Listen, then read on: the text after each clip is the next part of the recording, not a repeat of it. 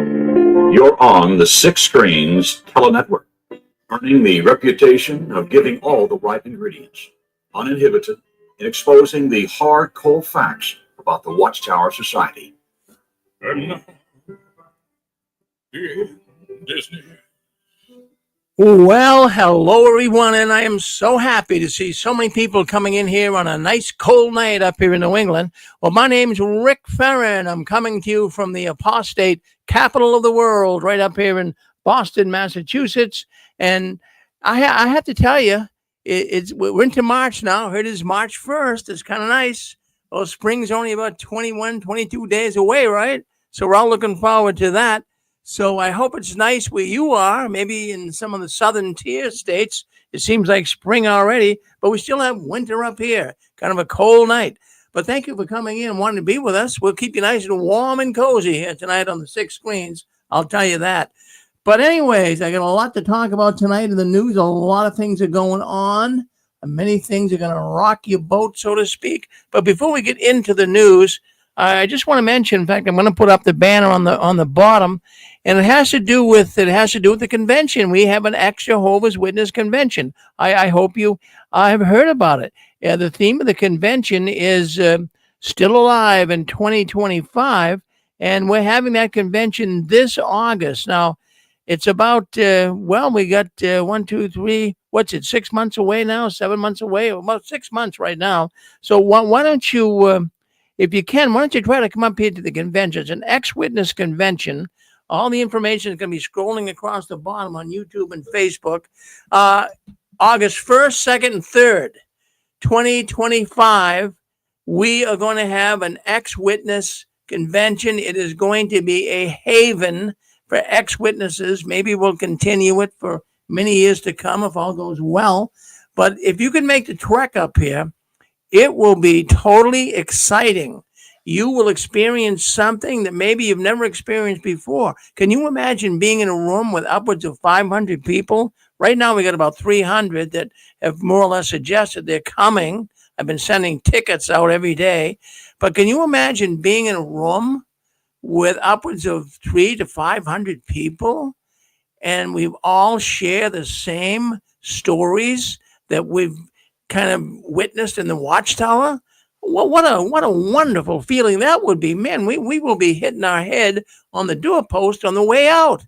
Now, let me tell you, what we do the first day, it's going to be 1st, 2nd, 3rd of August. And what we do the very first day is everybody is going to have an opportunity to speak up. We're going to have a meet and greet session so people can come into the auditorium. We'll give them the mic and they can tell us why they came to the convention, how they've been affected by the Watchtower. We'll give everybody 5 or 10 minutes. And if you have a more compelling story, something that really would take a lot more time, write me at jwworldnews@gmail.com, and we will definitely get you to have a talk. We've got a number of talks already lined up. But if you do have something, if you experienced extreme abuse, maybe you were an elder that had your conscience bothered, something along those lines. We do have an elder coming in from Ohio that will be giving a talk, and it has to do with his son committed suicide while he was in the Watchtower. And so many people have had that happen. So even stories like that would be of much interest, because this is what the press, we're going to try to get the press there. This is what the press would want to hear. They don't just want to hear ordinary things. That happens in everyday life. But when they hear something that's extraordinary, they will put that down on a newspaper. So I'm hoping to be able to get the press to come, maybe even a television news station. I don't know for sure about that, but I believe we can get the press there at least. If we can get to 300 to 500 people, it will work. But try to make it your vacation. Bring the kids. The tickets are free. Ask me for the tickets. Write me at jwworldnews@gmail.com. I'll send you the tickets. The tickets are free. Now, the hotel room, it's a Hilton. Hilton is not, the Motel 6. Hilton is expensive. The rooms normally would be $250 a night. But if you use the code Ferrin, which I have printed right on the ticket when you get it, if you use the code Ferrin, when you call up and make the reservations, you will get you will get the room for $175 a night. So that's a substantial savings. Plus, I'm trying to get your breakfast free. They did tell me that, but this Hilton, I mean, it's new and some of the help there isn't the swiftest in the world, so to speak. But I've been told that they're going to give us free breakfast. And I'm going to really push the issue on that. And it's not just some Swiss Miss vanilla pudding or a croissant. What this is a nice sit down breakfast. If you walk in off the street, they charge you 17, 18 bucks for it. So hopefully we can pull that off. But listen, if you can't stay at the Hilton, if it's kind of expensive, right across the street is a Residence Inn. And I've checked in with them. You can get a room there for $150 a night. It's not that much cheaper, but 25 bucks, hey, it's 25 bucks. But the good thing about that is they have a kitchen area and they have pans and they have plates and they have silverware, and you can actually make your own lunch so you don't have to spend money. But there's a lot of restaurants right nearby. There is Cracker Barrel, there's a Longhorn Steakhouse, there's McDonald's, there's Wendy's, there's Dunkin' Donuts, there's a Circle K convenience store where you can buy like a hot dog and a Coke for maybe like a couple of bucks or so. So, some areas you don't have to spend a whole lot of money for food. So why don't you try to make it? Come up to the convention. We would love to have you. Make it your vacation. Hey, listen, New England's not a bad place. We get a bad rap because of the winters, but I'll tell you what, in the summer, it's beautiful. You will not experience, we have a nice cool summer for the most part. So you'll experience a nice time up here in New England and plenty of things to see. So look on the bottom of the screen, check it out. Go to sixscreensofthewatchtower.com. Under trending now, all the things you need to know about the convention. All right, so that's that. I also want to thank Jim Hill. He keeps sending us new books. We have a number of books here tonight. Now, look, we're going to be playing the duck game. You know that game. I have a secret envelope here. If someone says the secret word, someone mentions anything that I have in my secret envelope, when they call into the program, you'll instantly win a prize. But nobody seems to do that. Nobody seems to do it, but if nobody wins, we have a little game at the end of the program tonight. We'll give you some clues, and we can give away some books. We got these books we're giving away here. Many of you guys already got this book right here. It's called The Bible for the Scientist. This talks about Russell when he went to visit the pyramids in Egypt and how he connected the pyramids to the end of the system and all of this pyramidology is in this book. This is actually a Watchtower publication. I never saw it, but I have it right here. Jim sent that to me. And also Color and Characteristic. These are some beautiful, I say beautiful, but I mean they're really crazy reprints from the Golden Age magazine, which was the front runner to the Awake. What a crazy magazine that was. Some of the pseudo medicine and pseudo science that they had there. This is talking all about color and how the Watchtower believes, and I think they still do believe it, that, all of these crazy things when we were witnesses that they used to talk about, all of these pseudo sciences. You can remember some I forget the name of it. It had to do with your eyelids. I forget what it was, but it had to do with the eyes, and a lot of the witnesses were into that and some of this crazy stuff. But this book talks about all of that. And so tonight, what we'll do during the duck game, those that have got the books mailed out to you, if you can give us a little review, you can win some points tonight. So get ready. Give us a little review of the books that we already sent out, and I want to see what you think about them. And that way there we can get more and more people to want to play the game, because these books are really good. You're not going to get them. They're not that totally available everywhere. We got them here because Jim has been so nice sending them to us. He spent a lot of money, folks. He really did. He spent a lot of money to get these books printed on Lulu. Now that the copyrights are off because of the years that have passed, you can now print these, and these books are printed verbatim. Everything, nothing's added, nothing's taken away. It's all real right from the Watchtower. So these books are great. So anyways, let's just stop there with that. So we're going to have the duck game afterwards. But I wanted to bring on something here to start the news off. I'm going to start it off with a sad story this week. We all know Barbara Anderson. She's a wonderful woman. and she had a very rough week. Not only, I mean, did she have the flu and she was hospitalized, but sad to say, her husband Joe, he died. Yes, Joe died the 28th of February. That was yesterday, just yesterday. And Barbara gave me the information. He died at 1:38 a.m. That was on February 28th, yesterday.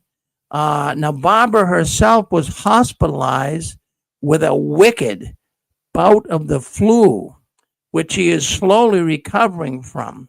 Now, the sad part about it all, Barbara got out of the hospital and went home. And just a few hours after Barbara's released from the hospital, her husband Joe died. He was in a facility in Murfreesboro, Tennessee, and he died from. I don't know if it's an actual cause of death, but Barbara wrote me saying he died from dementia.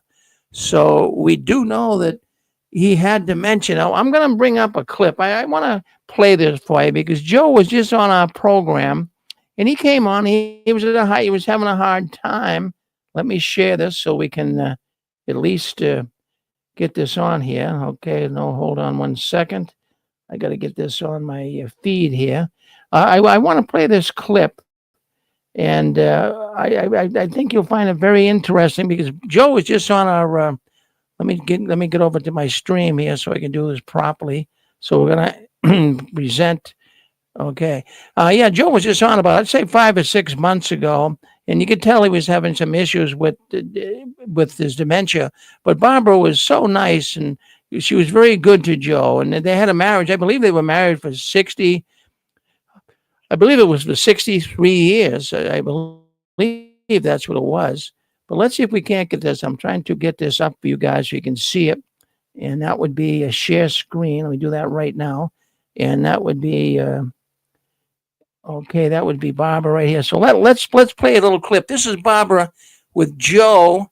Now Joe, he wasn't as active in the activist work that Barbara was exposing the Watchtower, but nonetheless, he supported Barbara a great deal. And Barbara spent a lot of time. I have to mute somebody here now. If you guys are not, mute your phones when you're not talking, okay? So that'll save me from going back. So just to kind of cut to the chase here, I'm going to put the clip on so you can see it. Let's share it now, and then we'll talk a little bit about Joe. All right. All right, see let's what play that the clip. world is. It's an interesting world. I wish I had been part of it, but anyway. So Barbara and Frank left the Jehovah's Witnesses religion in 2007.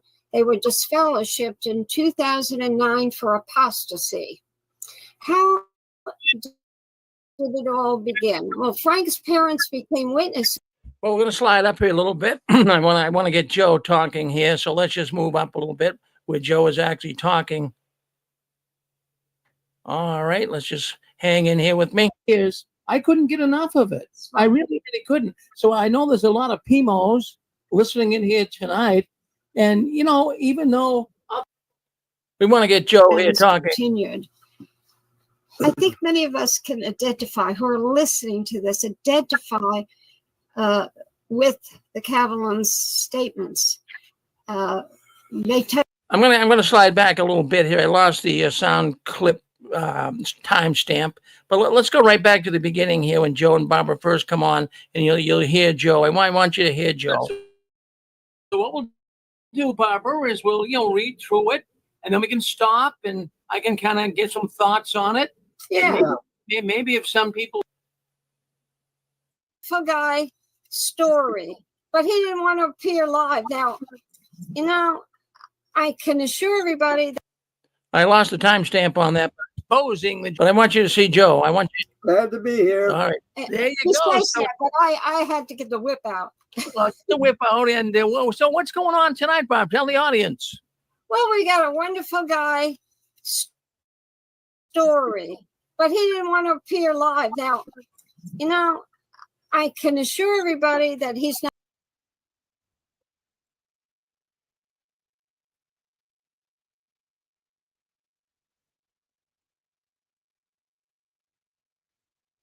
Yeah, well, I just want to say there that Joe really didn't say too much, but that was one of the only times he was having dementia problems then too. That was about 5 or 6 months ago. But that was Joe. Now let me tell you, they were married for 63 years, from what Barbara told me. He went to he was at Bethel first. He was in Bethel when he met Barbara, and she's told the story here in the six screens, and how was a real love story. It was kind of like love at first sight, I guess. Barbara went to some get together at Bethel, and that's where her and Joe met. And Joe was a plumber, and they really needed Joe. I mean, you need a plumber, right? There's always going to be toilets that are going to back up on you and pipes that get clogged up, but you need a plumber to help you a little bit. So Joe was at Bethel, and of course, he married Barbara, and they brought Barbara in. And Barbara was given a pretty good position at Bethel. You know, she had part in writing the Proclaimer's book, part of it. And Barbara worked in the engineering department, and she had a pretty prestigious job there. But they loved Joe. Everybody loved Joe, and they had a really good marriage. They had one child, and that one child, he's grown up now. He's a man. I think he's probably in his 50s. But, you know, he does not even talk with Joe. And well, Joe is dead, but he wouldn't even talk with Joe when he was alive, or with Barbara, his mother. And, you know, just a couple of weeks ago, we were talking about that. You know, when you have a father that's suffering from dementia or suffering from any illness, I don't care, you know, if he doesn't want to be a Jehovah's Witness. It's incumbent upon the person, the child especially, to talk to their father, to talk to their mother as they're getting older. Do you realize what that really could have done for Barbara and Joe? How would you feel? I mean, if you were Barbara's son and now you heard the dad died, would that bother you? I think it would. I mean, put Jehovah's Witnesses aside here. That would be troubling. I know I'd have a hard time even. I'd be crying in bed. I'd be upset that here my father died. I haven't talked to him for years because we have a difference of opinion on Watchtower.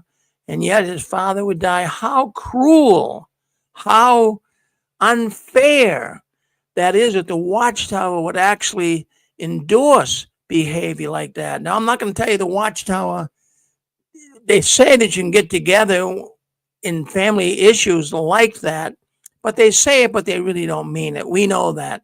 The way that they talk about apostates, you know, mentally diseased, apostates having all kinds of issues. Jehovah hates them. They're agents of the devil. But, you know, this is not I just hope there's people listening in here tonight that are Jehovah's Witnesses, and think about it. Talk to your mother and father. Talk to your relatives and friends. Fooey on the Watchtower. Look at the problems this organization has caused. That's the reason why we do this program every Saturday night. And we've been doing it for many, many years, because we're not giving in, up, or out because of stuff like this. But we certainly wish Barbara the best. We really do. The poor woman. But she seems to be doing okay with it all.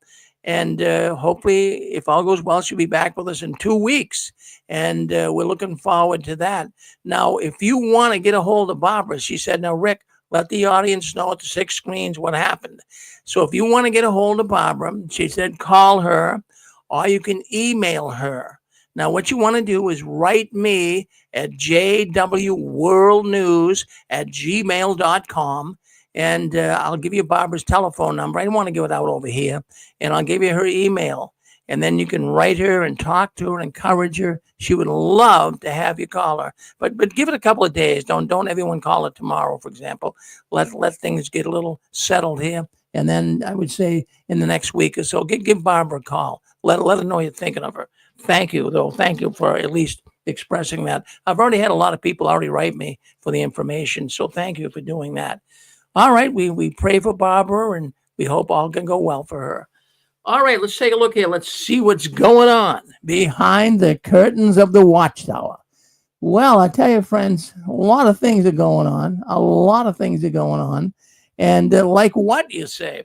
Well, I came across something that it really got me thinking a lot on how cheap the Watchtower is. Well, we've always known they're cheap, right? but they are getting cheaper than ever. And they got this Scandinavian pilot project. Now, we know the Watchtower always does these pilot projects first before they initiate anything and etch it in stone, so to speak.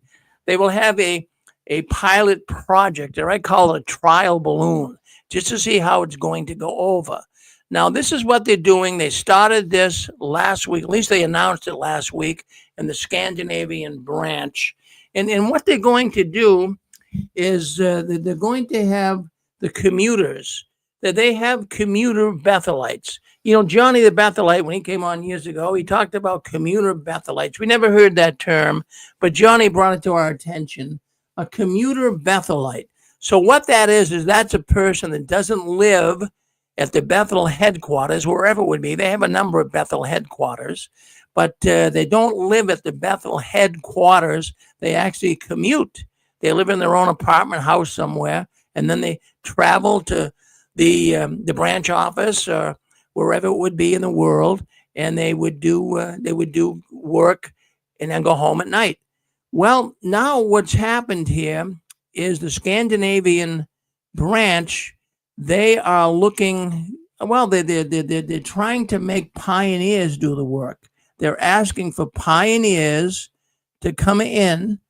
In fact, what they're calling it is that they want help in the O&M departments. You say, well, what is the O&M departments? That would be operation and maintenance. Just to put it clearly, clean. It's cleaning. It's all the cleaning. They want to make the pioneers in Scandinavia come to work at Bethel as commuter Bethelites and do all the work of cleaning. And then they don't have to have people in-house. They can get rid of some of the people they have now, save them money, and bring these people in, the pioneers, have them work for nothing on the weekends, and have them work their butts off for nothing, free labor, slave labor, and kick the Bethelites out that were doing the work. Now, can you imagine that you work pioneering all week, and now they want you to come in and clean the buildings? No longer are they going to have in-house people do it. They're sending them home.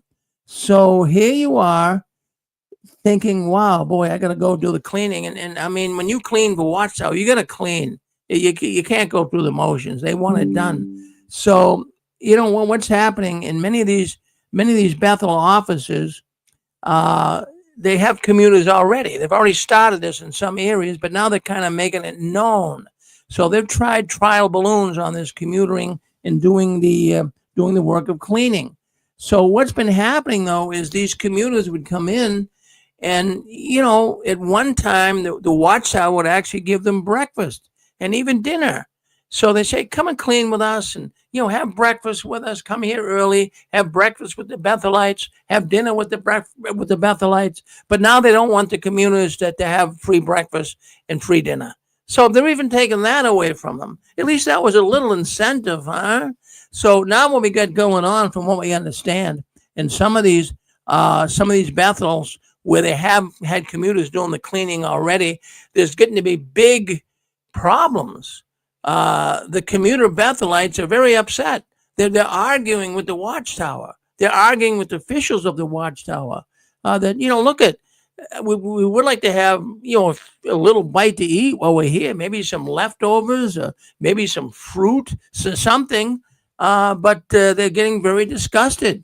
And so they would take some of this food that was just hanging around. They were hungry, they're cleaning. And what would happen is they'd take some of the food, but now they're being accused of stealing it. So they come back and said, no, we're not stealing the food. We've made contributions for it. We paid for it. They're standing their ground. So now what Watchtower is doing is they're getting in big discussions with these commuter Bethelites. I mean, how bad can this organization get? It really is getting to be something else. So, you know, everything is changing in the Watchtower. And, you know, pioneers, they do a lot for the Watchtower. And it's all free. It's on their own dime. And you would think that something like a free lunch, you would feel, oh, that's a real blessing from Jehovah. That's what you think the pioneers would say. But now the Watchtower is saying, no, we don't want to feed these communal Bethelites anymore. You come here and work for us for free. I mean, is that how ugly is that? I mean, can't look, if you could get someone to come and clean your house for free, would you at least offer them a sandwich? Would you offer them a cup of coffee or maybe a can of ginger ale or something? Nothing. I mean, I can't believe it. I mean, that's something I want to share with you guys tonight. How ugly is the Watchtower getting? How cheap? That's my question. Is the Watchtower getting? Well, if you have any thoughts on that, go ahead. What do you think? You think that's fair to the pioneers? You think that's fair to people coming in and cleaning the building and won't even give them a sandwich? I mean, I don't think it's fair. Would you want to do it? Really, when something, everyone likes a nice little bite to eat. Yeah, go ahead, Stephen. I think it's beautiful, and we need more stories like that because we keep telling people that this organization does nothing for you. They stick their fingers in their ears and take off running. They don't listen to anything we say. Now, when these things like this come out and people hear it, they can really see this organization does nothing for you.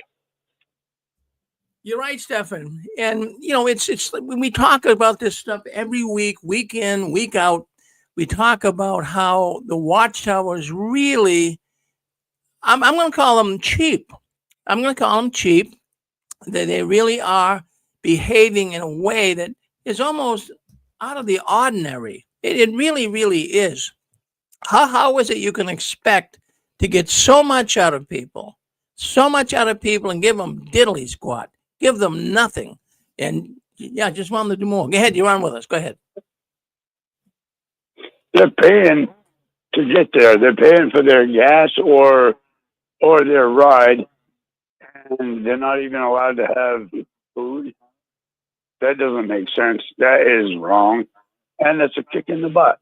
And it just shows how they really do not really care about but people, I don't know. It just doesn't seem that I don't know, the human empathy, they're giving you their time.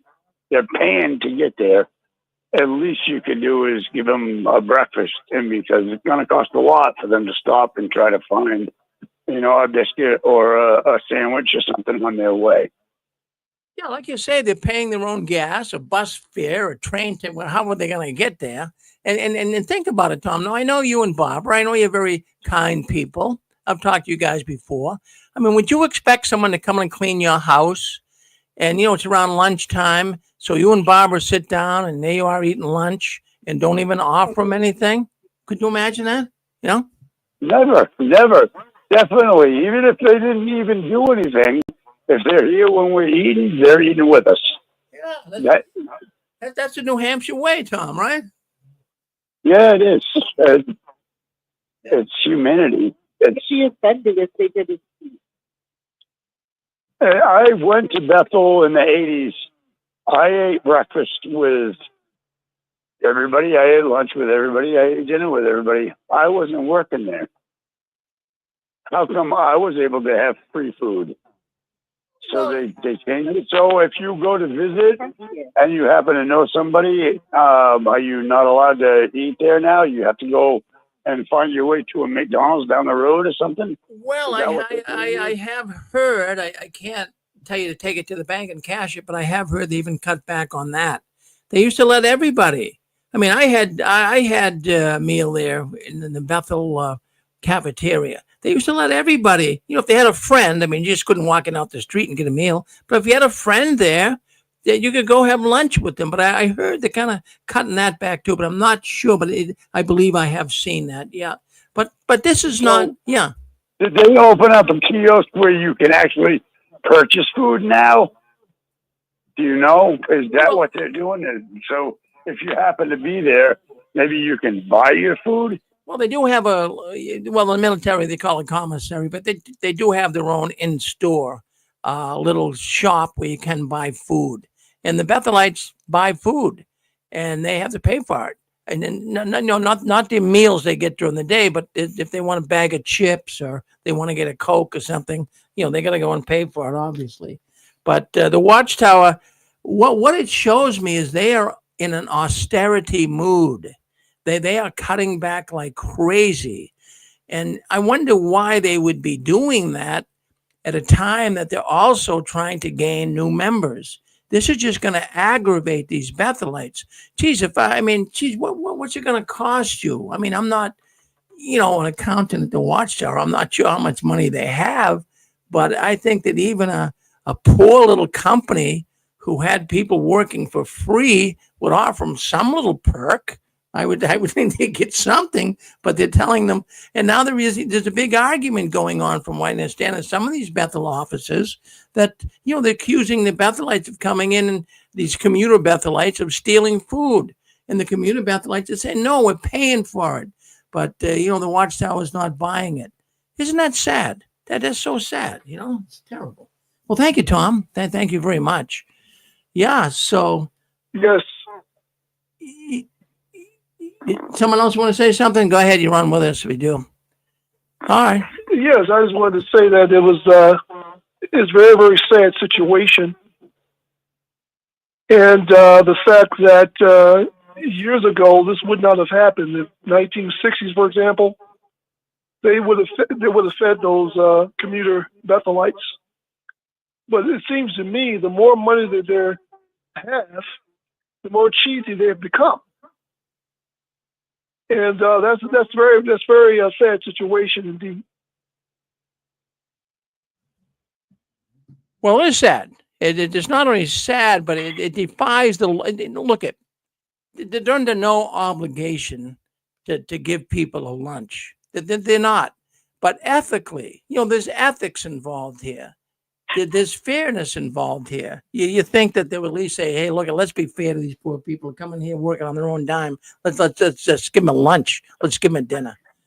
You're on with us. What do you have to say? Hey, Rick. Oh, let's go with Susan. Yep. Well, when circuit overseers come to the congregation, they want you to feed them, right? Yeah. That's considered it's considered a privilege to have the circuit overseer come over to your home and have lunch. And usually you have other people from the congregation. It's just kind of a way that things are done. But you have other people there, and you get to meet together for lunch. But even if you just have just them, that's considered a privilege. So why can't they do the same for these Bethelites that are donating their time to do this free work? Isn't that a privilege? Just like it's a privilege for us to serve the circuit overseer? Oh, that's a darn good understanding of what's happening here. Yeah, they want you to feed the circuit overseers. They want you to make sure. In fact, some of those circuit overseers are pretty fussy in what they even would eat. I can't imagine a Bethelite going in saying, "Gee, I don't like ham sandwiches. I like chicken." Yeah. Okay, good. Thank you, Susan. Thank you very much. Okay. So what you guys want to do now is when you come on, you use your phone to unmute yourself, and then you hit *6 again when you're done. That way it keeps the lines nice and clear. Dick, did you want to say something? Yeah, how much can it really cost the Watchtower to feed these free volunteers? I mean, they've got the farm. A lot of the food comes from the farm. The food that's produced from that farm is free labor. And they buy wholesale. They buy tons of food. How much can it cost them? If I had to guess, I'll bet a real good meal at Watchtower probably cost them, in today's money, about $8 for a real good meal. And they can't afford the $8, but they have $7 billion in a hedge fund in Ireland. Does that make any sense? And I mentioned it earlier tonight on Barbara's program. Look what they're doing. They've got governing body members driving Bentleys. They've got governing body members who took a vow of poverty that's buying a $600,000 home with his brother. You've got all kind of crazy stuff going on. They have a fleet of airplanes. When those governing body members travel someplace, they stay at 5-star hotels. No Motel 6 for them. They go first class every place they go. But for the small guy, the rank and file, they get nothing. It's a horrible organization. They're suing Norway because they want money. What does getting millions of dollars from Norway have to do with preaching the good news? Thank you, Rick. Well, thank you, Dick. Now, it's interesting you bring that Norway up because they could be on the hook in Norway for $500,000 because they're going to probably end up having to pay the court cost. I mean, they've already got lawyers galore. It's costing them money. But now what I'm reading is Watchtower might have to, because they brought this to court, they wanted to appeal it, that they might have to pay for the other side's lawyers as well. So they could be on the hook for $500,000 just with that one thing alone, and they can't give someone a $7-8 meal. I'm not speaking for them. I don't count their money, but I mean, like you just said, they have a firm that they invest Jehovah's Witnesses money in, and people in the world. It's worth $7 billion they have in assets. Really, if someone, called Dick Borgian or Rick Farron or anyone, Tom, or anyone listening to this program and said, look, I want you to be the chief financial officer here. Well, what you'd want to do is you don't want to just give money away, but you're not throwing money away when you help someone that's working for you for nothing. I mean, there are, Dick, you've been to churches. You've been to, many people listening in here have been to other churches. Geez, when they have little gatherings, they give people things. They do so many things for people. But here it is. I mean, it's not like the Watchtower just has to give money to people for doing nothing. They get people doing something. Well, what do you call it? What do you call it when you work and you don't get paid? Well, in my way of thinking, I call that a slavery. That's slavery, really. At least the Watchtower has no leg to stand on here.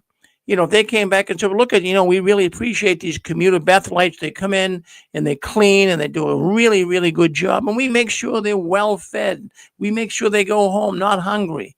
That's how you create a good business. But you don't do it by, don't take that food. I know you're hungry. Bring your own lunch. And then that's even what it's going to get to at Bethel. You watch. It's, I think, the next. Yeah, go ahead, Dick. You mentioned different churches that I went to. I went to a church in Methuen in Method. I'm Haverhill, sorry. But anyway, that church that you went with me to years ago for Christmas, every single Sunday they have a coffee bar, and they've got gallons and gallons of coffee. And they put out cookies and donuts, and you can bring cookie and donuts. I mean, you can gain a lot of weight at my former church. That's how most churches do it, and they have it in the cafeteria. So after the service, you can sit down, you can talk to people, and you're not rushed out of there or anything. But Jehovah's Witnesses, nope. I mean, even for field service, I've never gone to a Kingdom Hall for field service and had coffee and donuts. That was the excuse we used to use after an hour of knocking on doors. We had to go to Dunkin' Donuts and get our coffee and donuts. But as far as the Watchtower, digging into their pockets, never. The only thing those people do is they send elders to your house when your old age father or elderly father or mother is dying, so they can get a hold of their property. They're just horrible people. Well, Dick, you're right with that. And that's what they do. And I've been to your church, and I remember Susan and I walked in, and before the service even began, they had coffee and donuts and muffins, and I couldn't believe it. Just people coming in, and then afterwards, the same thing. If you wanted coffee, you could do it. No, I'll tell you what they are doing at Kingdom Halls. I mentioned this a couple of months back. What they're doing at some Kingdom Halls, they got another pilot program where what they're doing to get people to go out and service on Saturdays especially is they're having the brothers and sisters bring their own food in. So they're going to have like breakfast at the Kingdom Hall before they go out and service. But it's not the Watchtower that's spending their dough. It's the people in the congregation. Sister Smith, who makes up some omelets and brings them, and Brother Jones, who brings some bacon, and Sister Cindy that brings some sausage. So it's the congregants, the publishers that are bringing the food, not the Watchtower, but they're trying to get people to go out. But you see how chintzy it is? And then even the money that the Watchtower collects at the local kingdom halls, I mean, they get the money. Now, the local kingdom halls can keep a stipend amount of it just for cleaning supplies and what have you, and pay the electric bill. But the Watchtower takes most of that money. And you think the Watchtower taking that money would say, hey, look at, here, take $50 and go ahead out and get some breakfast for these people. No, they'll have the publishers do it. I tell you what, the more I go over this stuff, the more I learn about the Watchtower. They are one cheap organization. They do diddly squat. I mean, how many times have we talked about that here on the 6 screens with when there's disasters and they go in supposedly to help the people and put a new roof on the house and do the siding that blew off in a hurricane, but then they're there to collect the insurance money. I'll tell you what, this company, I don't know of any other companies that greedy. I really don't. I mean, there are greedy companies out there. But do you know of any company that's that greedy? No, I don't. They treat their people like dirt. It's terrible. And that's the reason why I even want to bring up on our next story. That's the reason, one of the reasons why kingdom halls around the world, the congregations are dying. I think you all know that. I've been preaching this now for many months here and telling you things are really changing in the Watchtower. And I have to tell you here tonight, the information that I've got coming in here to the 6 screens is absolutely unbelievable. Now, it wasn't too long ago, for all of those people listening into the 6 screens tonight, remember you would go to the meeting and they would actually tell you how many were there. Do you remember that? I do. You say, well, tonight's meeting, we had, 78 people come. Today's meeting, we had 106 people for the Watchtower. It wasn't too long ago that they would say that. I can remember it. And then I did a little bit of research here, trying to find out when do they stop doing that? They don't do that anymore. And why do you think they don't tell the numbers that are attending the meetings anymore? I mean, is there anybody out there that can take a guess? That they're embarrassed. The numbers are tanking, and they've stopped doing it because of the declining numbers of people coming to the Kingdom Hall. I mean, would you be proud if you had 100 publishers and you said, wow, brothers and sisters, we had 36 people for the Watchtower study today? Would you be proud over that? The answer is no. So they're not announcing, but I went back, did a little research here on it, and I found out that actually what they were doing when the COVID hit, and, the witnesses were on Zoom, and still many of the witnesses are still on Zoom, but it was back in 2022 that they stopped giving attendance. Now, they were giving attendance on Zoom, they would say, because, they're getting maybe 20, 30 people for the most in Zoom. And then they say, well, we had 36 people in the Kingdom Hall meeting today, but they don't give those numbers anymore. So they stopped in 2022 even saying that, and there's still a lot of witnesses on Zoom, but they stopped with the attendance numbers. I mean, why would they do that? I mean, you guys, you don't have to put your thinking cap on for that. When the numbers aren't good, there's no reason to give those numbers, right? And one other thing, too, why you see so many empty seats at the Kingdom Halls and even at the conventions and the assemblies, people are getting older and they are getting exhausted. Yeah, let me say that again. People are getting older and they're getting exhausted.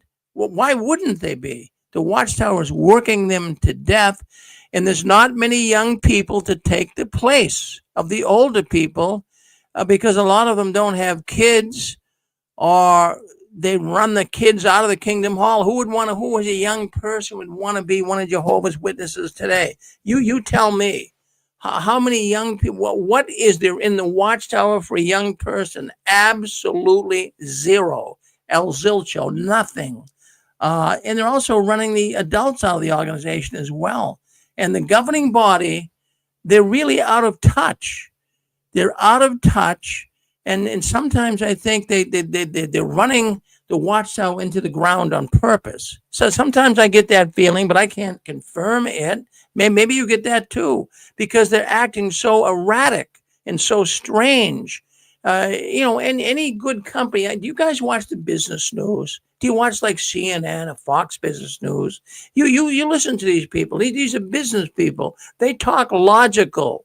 They talk with common sense. They're very sensible in the way they speak.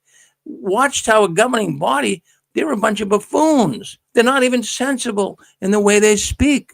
But they don't care. They don't care about the rank and file. They're living, as Dick was just saying, they're living high off the hog.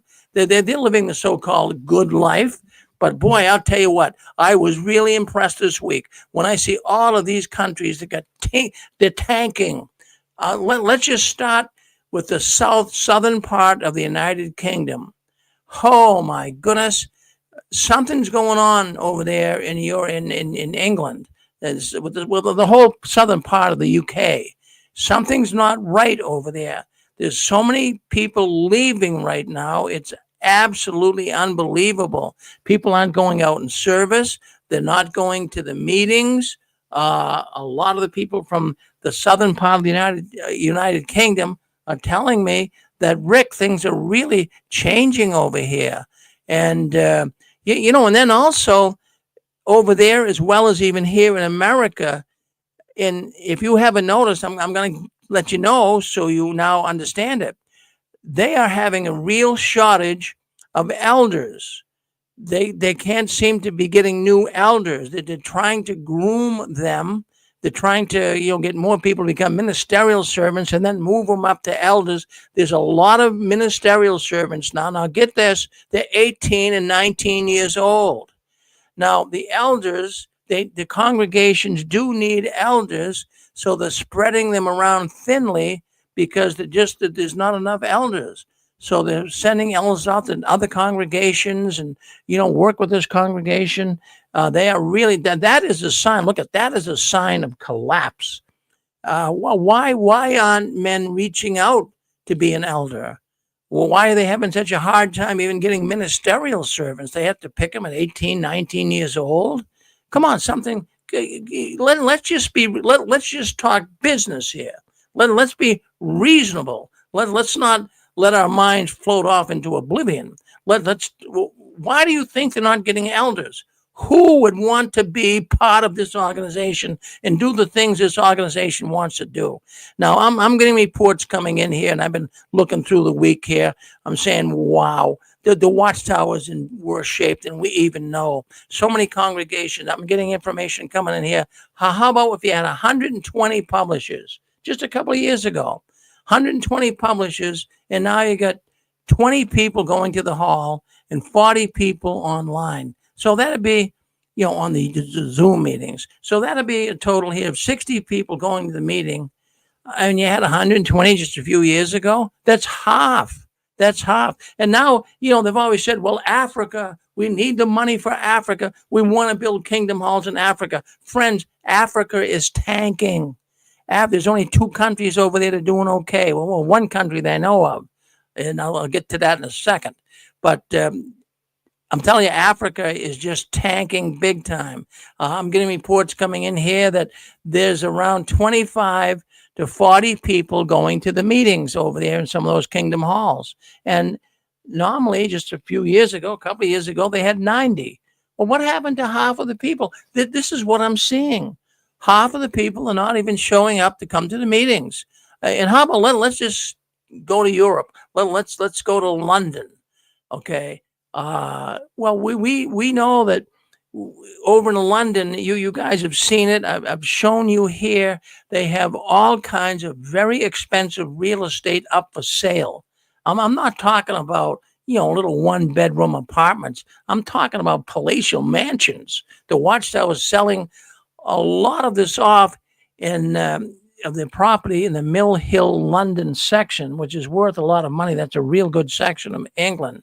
So you say, well, why are they doing that? And then the witnesses even see it. I mean, they have it online, so Jehovah's Witnesses are seeing it. But, Jehovah's Witnesses will make up every excuse in the world. You can hit them head on. You can say, look what they're doing in Mill Hill area. They're selling all of these houses. They have all this property. You can go to a witness and say that. And you know what the standard answer is? Well, we have to, the organization has to make money for the growth of other Bethel expansion. We have to keep expanding, and we have to be ready for the new system. Doesn't it frost your cookies, so to speak, to hear stupid excuses like that? And boy, we've been hearing them. And I even mentioned last week, when people see all the empty seats at the Kingdom Hall and the conventions and assemblies, what they say is, oh, Jehovah's such a loving God. He's giving us more room to stretch out and relax so we can, take more of the convention or the meeting in. What a bunch of baloney, right? And now how about in New York? How about in this country? Oh my goodness, stuff is pouring in here, giving me information. People, they want to let us know here at the Six Greens how bad things are, and that's one of my favorite subjects. I love to talk how bad things are in the Watchtower. Well, let's take a look here. Let's take a look here in upstate New York. Oh, we have a lot of listeners listening in right now from upstate New York. And how about 20 to 30 people a week out of 80? Now, we're looking at how these numbers. I'm only going with the numbers like half. There's some even more, but I'm just kind of rounding them out here. Half. We're talking just a couple of years ago, they had twice the amount of people. Now, just stop and think for a second. Just put your thinking cap on here. Is this telling you anything? I mean, am I reading more into this than there is? We are looking at Watchtower seems to be on life support. It really, really does. And not just the meetings I'm talking about either. People aren't going out in service during the week. Why would you go out in service when you can stay home, write a letter or two, and you can count, your service time for the month. You don't even have to say, well, I spent, 10 hours. All you have to do is check the box ministry and say that, yeah, I was out in ministry. So what is the incentive? This is the question I'm asking. What is the incentive to be a Jehovah's Witness today? People are tired. People are used, and people are abused. And think about it. You're a woman out there. It's hard enough for a man to go to a meeting. He's got to come home. He's got some dark shadow. He's got to shave. But it's even harder for the women. Geez, they got to get all dolled up. They got to put their makeup on. They got to get dressed and look good. And then they got to be lugged off to the meeting and go to some dull, boring meeting. Well, what is the incentive to even go? There isn't one, because when you get there, they tell you how badly you're doing. Yeah, well, that's true. You do everything. You try to do everything to make everybody happy at the Kingdom Hall, the elders and Jehovah. And geez, all you get is frustration. How many times you get that you didn't do something right that day, when they could have greeted you with a nice cup of coffee and said, well, thank you for fellowshipping with us. But no. Oh, it's Pixie. I can't tell you how many times I would go to the meeting, 5 kids, they're falling asleep on the floor, especially when they were little. You're picking them up, you're lugging them out to the car, one by one. They got their coats on. You drive home. It's freezing cold out here in the winter. You lug them in the house. They're all asleep. You put them into bed. I can't tell you how many times. And I'd even say I wouldn't be too vocal about it to my wife, because she was, kind of a loyal witness at the time. But I'd say, what really is the incentive here? What a joke. I mean, this is a job. This is a job doing this, Yeah. And, Africa is huge. There are many, many countries in the continent of Africa. And they have YouTube shows all the time. At least they did last summer. There were several where they were talking about how nobody was showing up. So I don't know what kind of scandals they had, but some of these countries, people are not showing up. Well, I'll tell you what's really causing a real problem. I've been doing some work in the last few days, trying to really get to the root of, well, why is it that a lot of the people are not going to meetings anymore? And I mean, there's a multitude of reasons. Like I was just saying, people are tired, they're used, they're abused. But one of the things that has been really coming in here a lot, and people telling me that in their congregation, a lot of the people really did not like these changes on the beards. Now, it seemed like something that was trivial. That didn't seem like, is that an issue that would get people out of the so-called truth? But it's really backfiring on them. Many people were told for years that beards aren't spiritual. As a matter of fact, if a man has a beard, they tend to be rebellious. That's what they were told.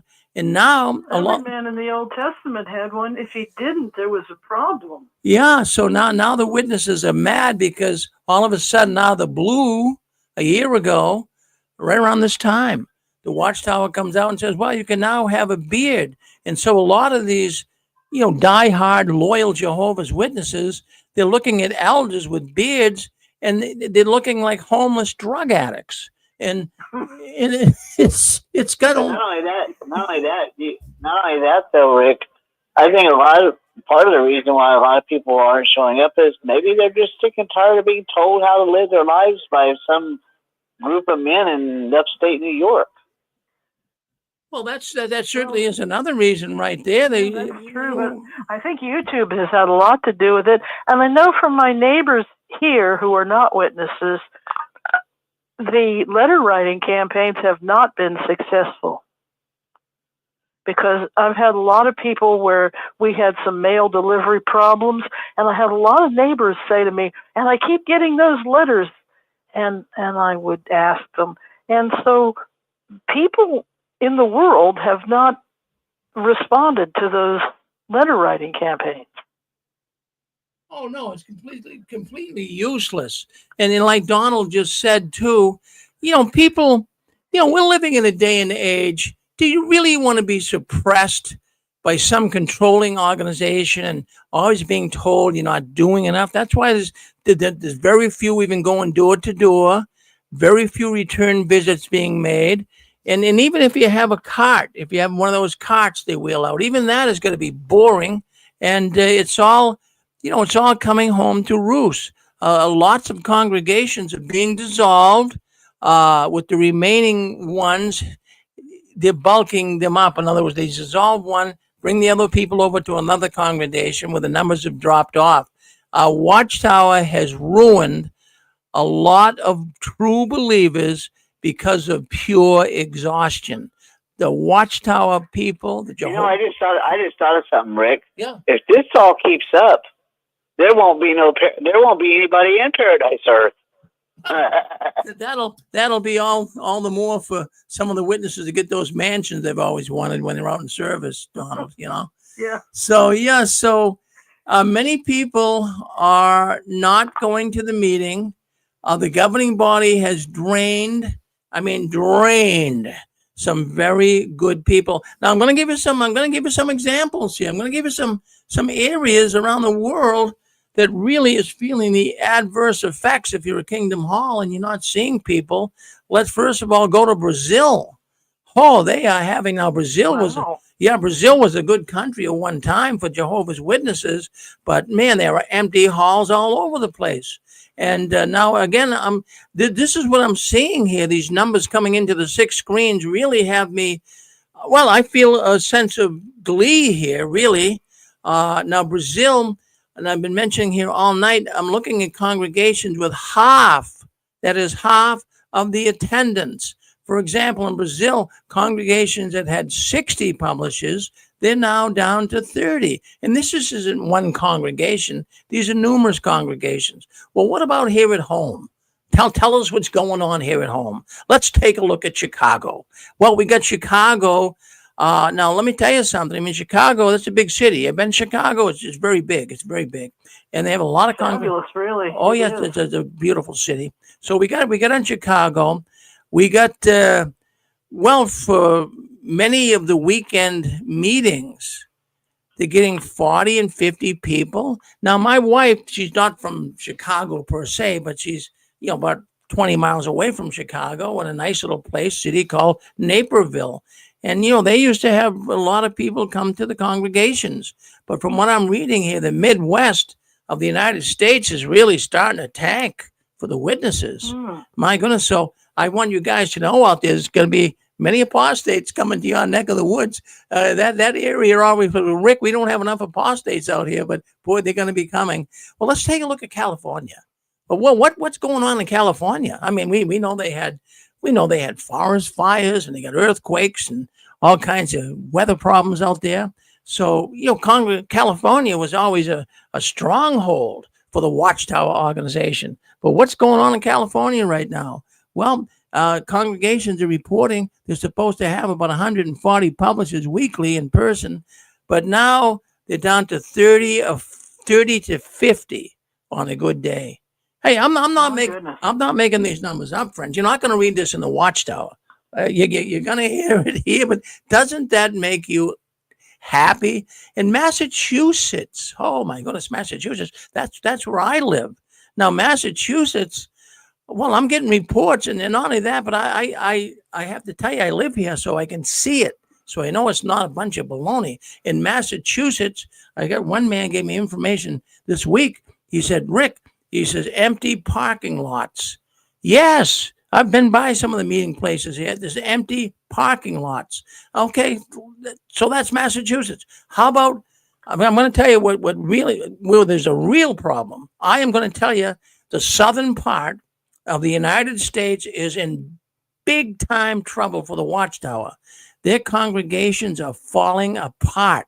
I mean, more than you would think. Now, I got this thought. And this might be the reason.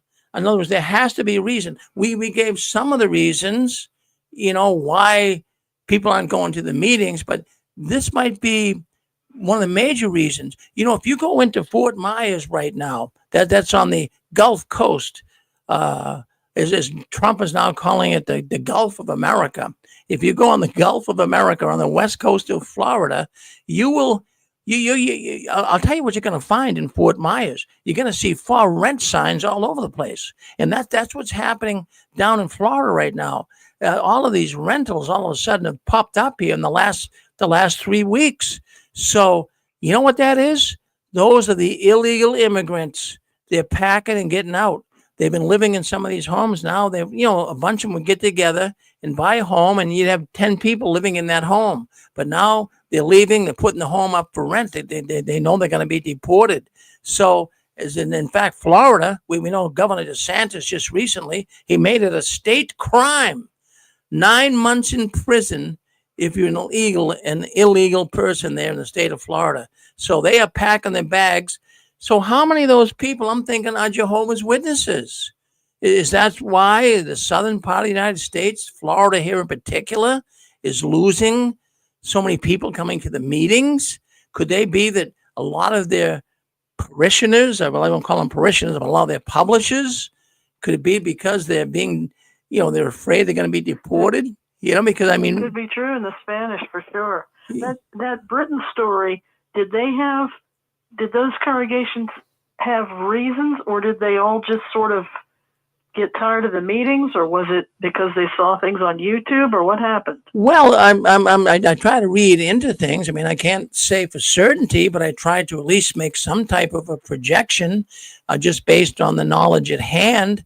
But we know that, I've said here on the 6 screens, the Watchtower here many times in our program, that southern part of the UK, the Watchtower owns a lot of property over there, especially in this Mill Hill section of London. It's very, very expensive property, and the witnesses are finding out about it. I mean, when you see, and it's all online, it's nothing that has been hidden from them. I saw some of those houses. They were like Tudor mansions. Oh, yeah, they're like little mini mansions. Not a mini, I mean, they're real mansions. And some of them were like historically important and beautiful, and yeah.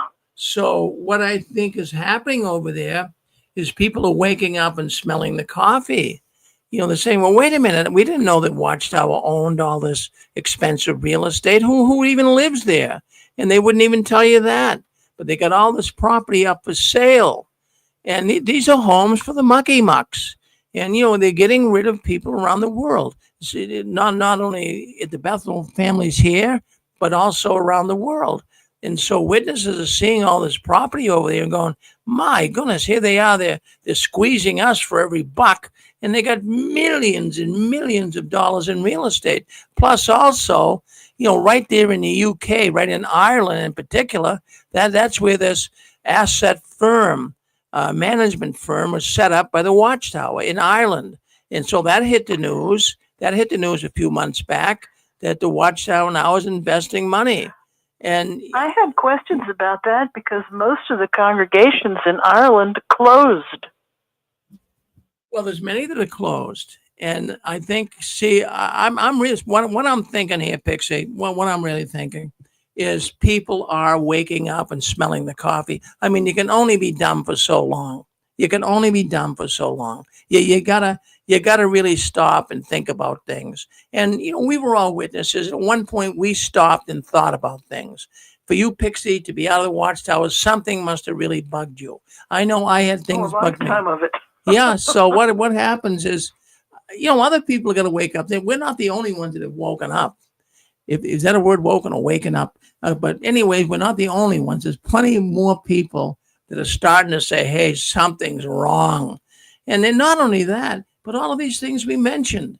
At the same time, all of this is happening and the Watchtower is being exposed. They're expecting you to do more. And they want more and more money all the time.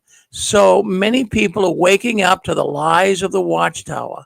Many people they're discouraged, they're confused, and they're realizing that the Watchtower is just one big lie. They're worn out. Let's go with that. I'll call them the witnesses are worn out. And the financial pressures. This is what, they've always wanted us to take a menial job.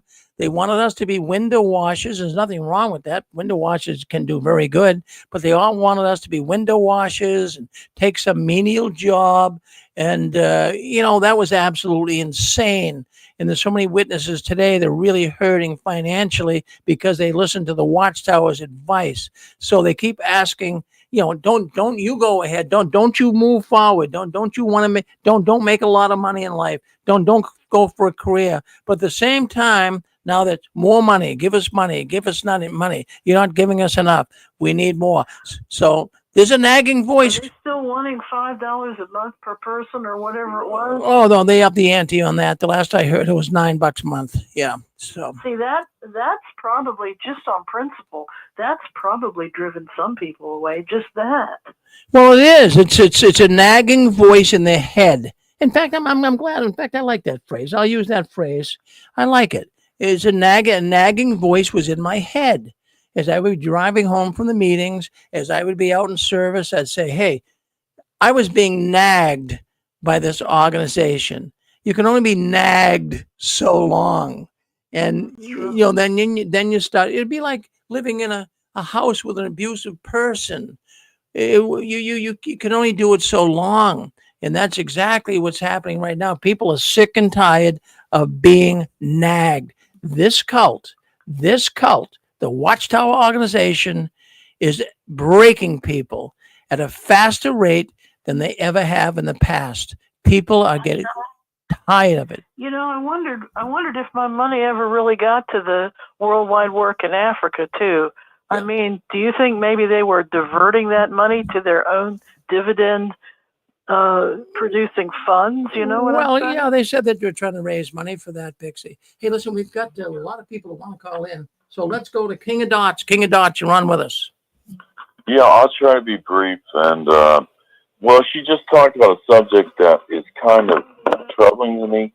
All the money, everybody coming across the border in the last 4 years. But every time I watch a religious website, listen to Catholic radio, they got huge missions down there that are feeding people and helping them. But they're fleeing. They're fleeing for their lives. And, of course, Germany, England, and now the United States are cutting off most foreign aid to Africa. And it's because they realize it doesn't ever get to the people. I'm concerned that most of the largesse that people show who are giving away money to these organizations, these 501(c)(3)s, that it's a huge farce.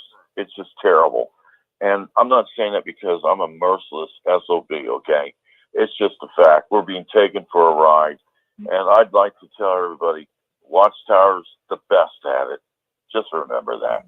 Thank you, Rick. Thank you very much. Well, thank you, King of Dots. Always good to hear from you. Thank you. I do believe we have Susan. Is Susan want to come on? That's my wife, Susan. Yes. You were mentioning, they give advice. Well, it's not really advice, because when someone gives you advice, you can take it or not take it. It's your choice. But with the Watchtower, it's not your choice whether you take their advice. You take it, period. If you don't, you're either hauled in the back, or the elders talk to you, or whatever. Let's say you decide their advice is don't go to school, don't go to college. Let's say you go to college, which that's what you did. You went to the school for radio. You went to the school for radio. So, but then they didn't really want you to. You took their advice. You didn't take their advice, and then eventually you did. So what happened is you were suffering for years afterwards. So they don't give you advice; they give you mandates. Oh, that's a good way to put it. I mean, I went to school. Nobody liked it. I went to broadcasting school and I left high school, but I mean, I couldn't really talk about it. I mean, isn't that a normal thing for a young man or a young woman, getting out of high school to be proud? I'm going to school. I'm learning something. I'm so glad, and talk about the prospects of the future. You couldn't do that. I had to put a lid on it. Weren't you told not to talk about it? Yeah, I was told not to talk about it. Really keep it down. Don't bring it up. Really, there was no encouragement, no nothing. And yet, I'll tell you what, in that school I went to, I had a Bible study with 12 young men that studied the Bible. In fact, I remember the Everlasting Book. And was it the Everlasting Book? I believe it was, yeah. Either that or Truth Book. Maybe it's the Truth Book. But anyways, I had 12. We all met in this diner. And we all studied, and I would even tell them that. And, it didn't impress them. They did not like the idea that I was going to broadcasting school. And because they thought it was too worldly, for one thing, that's a worldly thing to do. I don't think broadcasting is worldly, but I mean, they look at everything as being worldly. Susan, thank you. Thank you. Always good to hear from you. Thank you. It's interesting, Rick. They frown on everybody else going to college, but Watchtower themselves will send people to college to become lawyers for them. Yeah, that's kind of ironic, Craig. That's Donald. I'm sorry. That's kind of ironic that the Watchtower, but that's them. Well, why is it okay for them to send somebody to school? But if you want to go to school yourself, oh no, it's a sin. It's against Jehovah. Yeah. Well, no, see, this is what I'm thinking's happening, Donald. I really think people are seeing through this phony baloney. It wasn't that easy years ago. We didn't have the internet. We didn't have programs like this. We didn't have YouTube. Now people, if I was on the governing body, or if I was an official of the Watchtower, I would be looking for the exit door. I'd be saying, hey, let's grab the money and go. And I think that's what they're doing. I think they're grabbing the money and going, because they know it's almost over. The Watchtower, as they say, is on life support. I'm thinking, Rick. I'm thinking at some point, I don't know when, and I'm not predicting actually, but I'm thinking at some point, the governing body's got some sort of plan that they're going to kind of hightail it and leave somewhere, and then they'll probably get on YouTube and say, well, the governing body has already gone to heaven and blah, blah, blah, and they're off on some island somewhere, living it up to whatever. And I'm thinking they're going to try to pull that off to try to get people to believe that, see, we now have the truth because the governing body has disappeared. Well, Donald, I know you wrote the book, right? You wrote the book on the Korean aspect of it all. That's you, right?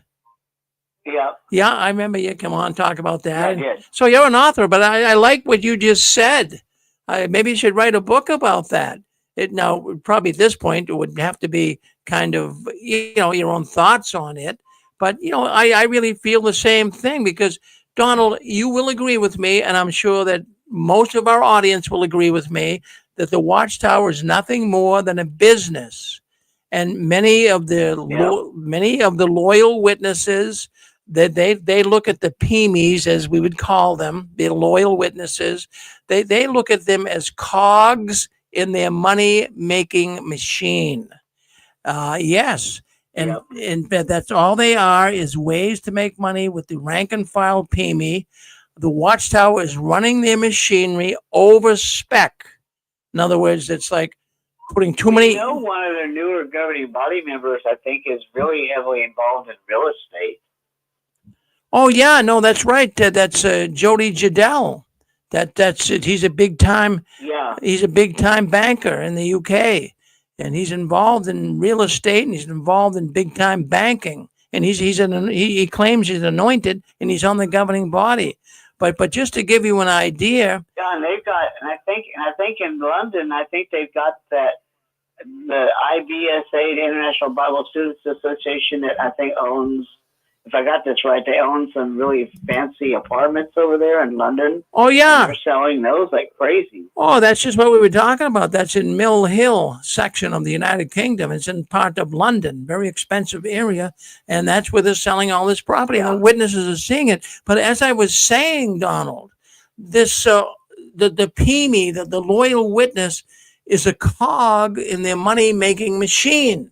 They're making money from these, and they're running this machinery over spec. In other words, it's not supposed to work this hard, but they're running it without any let up for these people. And this is a recipe for a very costly breakdown in the Watchtower. And I think this is part of what we're seeing. People are seeing they're overworked. They really, really are. Who needs it? People are working so hard today. I mean, I don't know what the price. What's the price of eggs where you live, Donald? Where do you live? Can I ask you? Beaumont, Texas. All right. Let me see. Alexa, how much are the price? What's the price of eggs in Beaumont?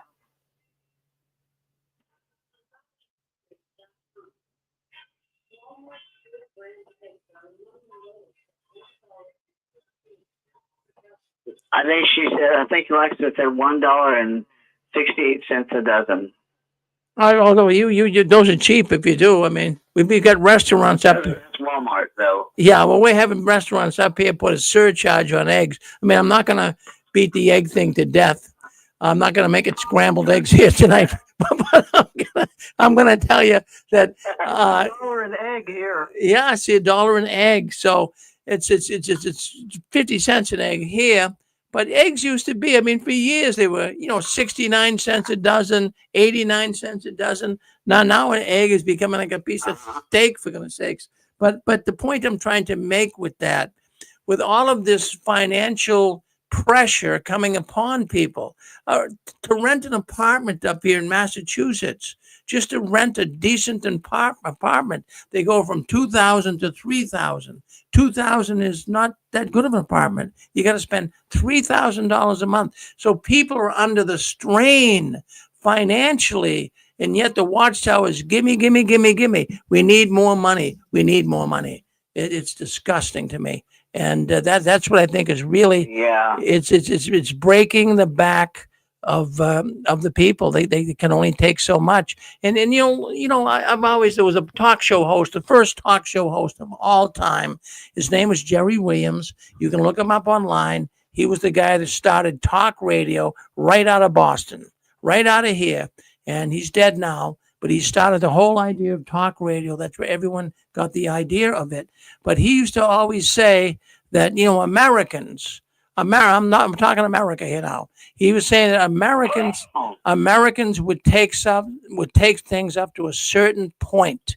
They would go along with something to a certain point, and then they would rebel. I believe that's where the Jehovah's Witness organization is right now.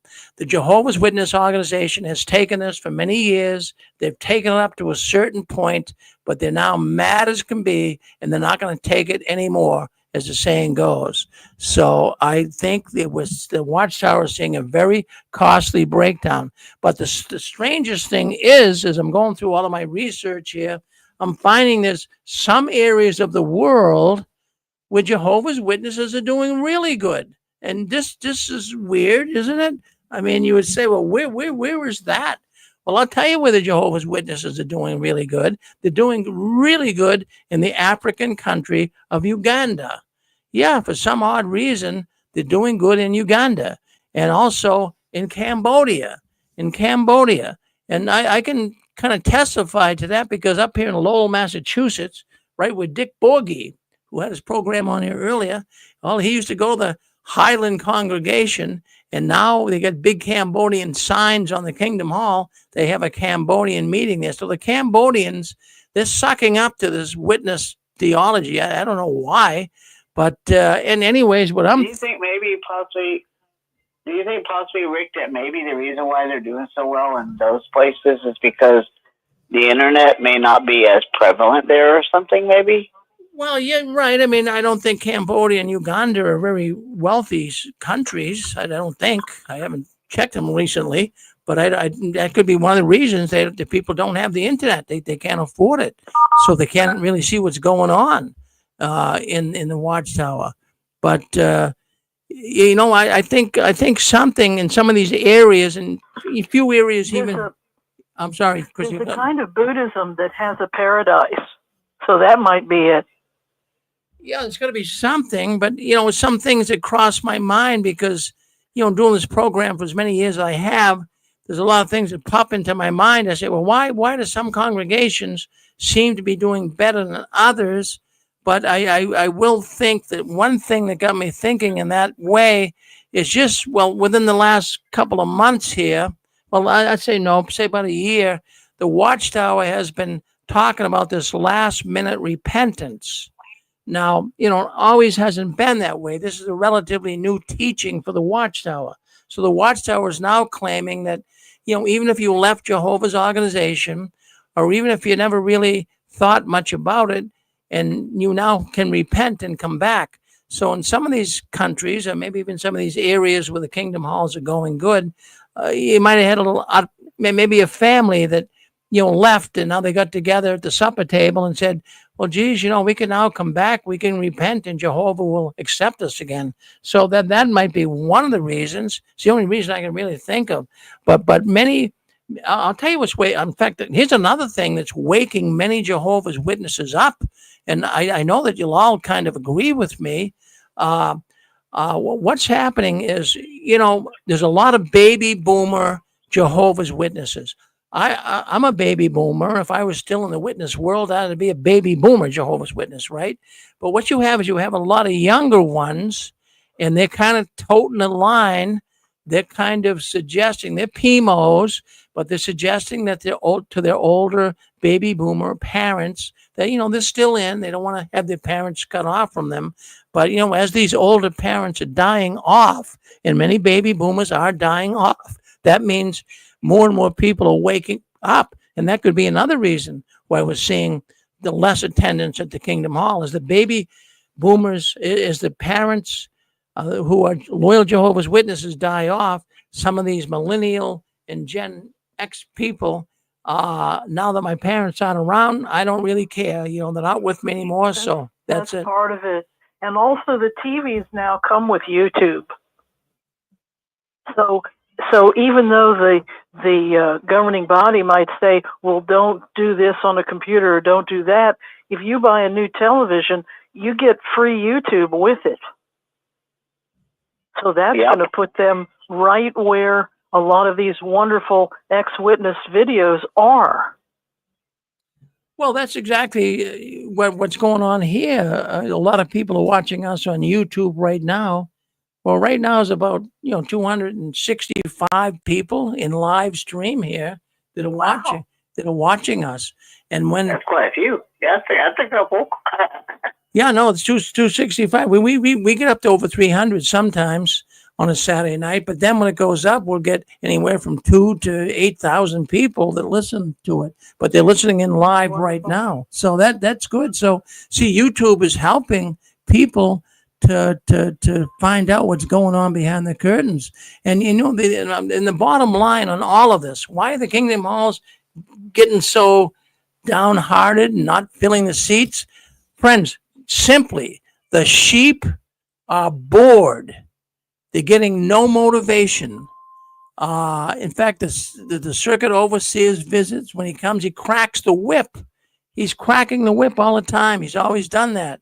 They're getting no motivation. And the Watchtower articles are no longer Bible studies. They're just celebration of the GB, the governing body gods. That's all it is, and how great and wonderful the governing body is. People are getting tired of that. Oh yeah. They really are. So everyone is tired and they're burnt. Yeah. And how about? You know, I wonder when this Norway thing is finally through, because I know they got to think 2 or 3 more weeks to wrap up on that. I believe if Norway follows through on what I think they'll do, and they don't give the Jehovah's Witnesses what they want, those countries over there, along with Norway, they're going to follow suit. Europe is going to be going like gangbusters. Once Norway, I think, finally gets totally done with it, then other countries are going to follow suit, and it's going to be a snowball effect, I believe. Oh yeah. Oh, Donald, we are going to see. I mean, get ready for the. I mean, get your little blowy horn ready. Get your little pointed hat. Let's all get a front row seat because we're going to be seeing this thing go down.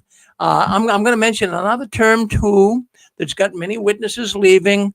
How about expectations postponed? I mean, really. I mean, now listen. I'm 76 years old. I mean, I was a witness for 50 years of my life, and I had expectation of living on paradise earth, and it was supposed to be here by now. I wasn't even sure I wanted to have children. You know, 50 years ago, I was told, well, why even, bother? Wait till the new system. Have your kids then. Why get a good job? I mean, the new system's coming. But expectations. Rick, were you one of those, Rick, that were told that you'll never grow old in this system? Were you one of those that Oh, were told that? of course I was told that. Everybody of the baby boom, of course we were all told that you're never going to grow old. Yeah. Don't really put all your. In fact, I could always remember this. You guys know it. It's an old beaten up euphemism, but it has to deal with why would you rearrange the furniture on the Titanic? I mean, they would always. I've heard that one so many times. Yeah, it's kind of it's a beat up euphemism. I mean, it doesn't. It's so beat up. I hate to even say it, but that's what they would say. But this postponed expectation that is making people's hearts sick. And imagine if you now I'm 76, but there's probably people listening in here tonight that are 96, and imagine them all their life looking to Armageddon. It's going to come, and then we're going to live in paradise earth, and all of this stuff. Now it's like, where is it? Where is it? I've been waiting. I don't remember where I heard this, Rick, but it was on a video I watched a good while back. And the guy that was on the video, he was talking about a sister that was on her deathbed, and she died with her mouth open because she finally learned that she had been lied to all this time, and they couldn't, supposedly, what the person on the video said, they couldn't even shut her mouth. Isn't that something? Jeez. Hey, Mr. Farron? Yeah, Stephen. Yeah, I can totally concur with that gentleman's thought. I married 2 individuals that were Jehovah's Witnesses for a really long time, and I could tell, well, one told me flat out that it just wasn't supposed to be like this. It wasn't, because they really, truly believed they were the generation that was never going to die. And when they were getting close to that point, and I guess you just know internally that you're not going to, come away from this, I really do believe that they had a crisis, that they really did feel that all this time they believed something that was not based in reality. And those two individuals died, and I saw it. I saw it on their faces. They were depressed. I can't even imagine what that's like to spend your whole life believing a thing, and then you realize late in life that this whole thing I believed in was completely untrue. That's the whole show in itself, because as witnesses, they don't talk honestly about death and dying. They're not looking at their retirement, which can be a joy. Right. They're not looking at their own mortality, which once you get your ARP card, you've got to look at that and say, oh, wait a minute, I'm not in high school anymore. And so these are little crises, little midlife things that happen, and you've got to kind of process it. Yeah. And they really don't give a lot of practical tools to their people. No. They could give their people financial tools, nutrition tools, Bible-based things for marriages that are how to be kind, and they could have a 12-step program. They have none of that for their people. They keep their people in a childlike, uneducated state so that they'll buy those sermons. And I was listening to an old sermon from 1946 today. I had to turn it off. It was Noor, and he wasn't making any political sense at all, and it's gotten wackier since then. Well, but to your point, how many articles do they write about mental health? None. How many articles do they write about nutrition? I can only remember the entire time I was witness one article that came out to say, get sufficient rest, eat a healthy meal, do a little bit of exercise. Only one, because they want you totally focused on them and what they want you to do. Well, if you're sleep deprived, then you really get a wacky brain. And if you're told the same thing over and over, and then they switch the script on you, then you really get a wacky brain. And you combine sleep deprived and crazy scripts each week, and you've got a person that literally cannot think straight. That is correct. And the last thing I want to say. Well, that'd be like taking a person. Yeah, that'd be like taking a person who most of their life raises donkeys and mules and stuff, and then say the Watchtower comes around and says, okay, tomorrow you're working at NASA. And you're like, wait a minute, I don't know nothing about NASA. I can't I can't fly a rocket, And the last thing I wanted to say is that there's just no joy being a part of that organization. I think that's also why a lot of people are leaving. There's just no joy. There is nothing to be happy about and really nothing to look forward to. And so I'm glad that people are leaving. Welcome to your freedom if you have. Well, there you go, Stefan. That's good. Hey, excuse me 1 second. I look at Pixie. The spirit's not there anymore. We've got other people going to talk here. I got to cover some more stories here, so we can't beat some of the stuff to death. But thank you guys for coming in. I want to cover another story here tonight that's important before we move to the duck game. It has to do with Leo Greenlees, and I'm going to put a picture up here right now for you to see Leo. And I got thinking about him. Do you know who Leo Greenlees is? This is one of the biggest issues, one of the biggest problems the Watchtower ever had. And I was thinking of a good friend of mine this week, a man by the name of Mark Paulo. And Mark Paulo claims that he was actually raped as a young boy when he was working at the Bethel, when his parents were working at the Bethel headquarters in Brooklyn, New York. Mark Paulo's parents were Finnish translators for the Watchtower. And they would take Mark with him as a little boy, an 8-year-old boy, to Watchtower. And Mark got raped there by a man he claims was Leo Greenlees. That's Leo's picture right there. And I'm going to put another picture up here as well. Now, this picture right here, that picture shows Leo to the left. That's Leo. And then that is Glenn Howe. I believe he was a lawyer for the Watchtower. And, of course, Nathan Noor. You can see his picture. And then Percy Chapman. So that is a picture taken back in probably the late 70s, early 80s. But the reason why I bring this up is I know Mark Paulo's son really well. In fact, he works for me. And Mark Paulo's life really, according to Mark, was really destroyed because of him being raped as a young child, allegedly by Leo Greenlees. Now, Leo Greenlees was a governing body member, and he was forced to resign and leave Bethel in 1984. So I want you to think about that for a second. He was forced to resign and leave Bethel. We've had recently in the last couple of years, another person that we know was forced to resign and leave Bethel. I mean, that would be Tony Morris, right? But I'm not saying Tony was a pedophile, but I'm saying here that at least the story's out about Leo Greenlees as being a pedophile and being a homosexual. Now, Leo Greenlees was actually transferred from the Watchtower headquarters in Brooklyn to Toronto, Canada. And, he climbed the ladder. Like I say, he got all the way up to a governing body member of the Watchtower. But, the strangest thing is, I'm going to pay, what I'd like to do at this point, I'm going to play a little video of Mark Paulo. Let me just get this off of here. A little video of a television program that I did years ago. I'd say about 12 years ago. I had a television program called Eyes on the Watchtower. And I'm going to play a little segment of that tonight. And you'll see Mark on there. You'll see Mark Paulo kind of talking about Leo Greenlees. Let me see if I can't get it up. Let's share that right now, because I would like to have you see that. And I wanted to bring this up because there's some things here I want to show you how deceitful the Watchtower is. But let's see if we can't bring that up. I'm going to share the screen right now. Share screen. Okay. Let's go over here.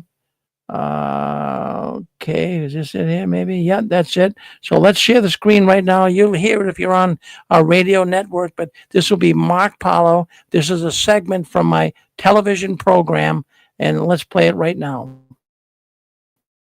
Hold on 1 second. Make it bigger. All right, let's play it.